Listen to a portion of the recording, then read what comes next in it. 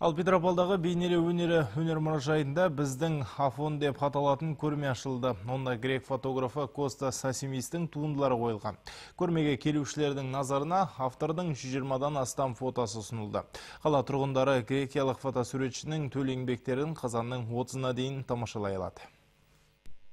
Петропавлдағы біздің Афон фотокөрмесі дүние жүзі бойынша 41 рет өтуде. Әлемге танымал Костас Асимистің фотосуреттері Грекиядағы қасиетті Афон жерінде түсірілген. Мекка деген мұсылмандарға қанша қымбатты болса, православиялықтар үшін Афон да сондай қымбатты.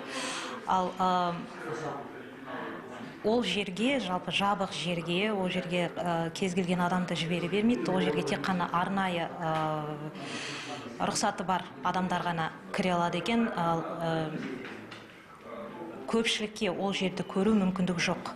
Сол себепті осы көрмені тамашалауға біздің қала тұрғындарын, қонақтарын шақырамыз. Өкінішке орай көрме авторы Петропавлға келе алмады. Дегенмен төл туындылары солтүстік Қазақстан облысына жетті. Фотосуретшінің әрбір еңбегінде қасиетті жердің тыныс-тіршілігі бейнеленген. Костас Асимис 1993 жылы Афон жерінде қасиетті Пантелеймон өкілі ретінде көшкен болатын. Бүгінде ол Грекияда тұрады. Барлық жұмыстары Афон шіркеулері жайында.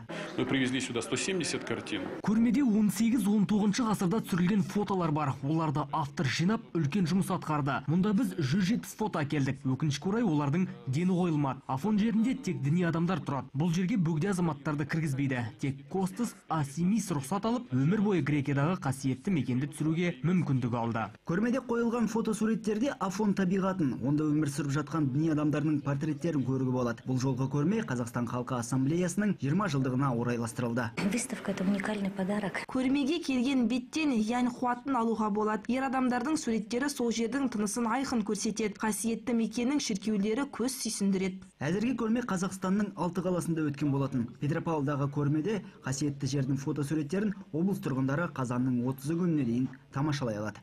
Аманжол Нұртазин, Ерлан Қалиев, ақпарат.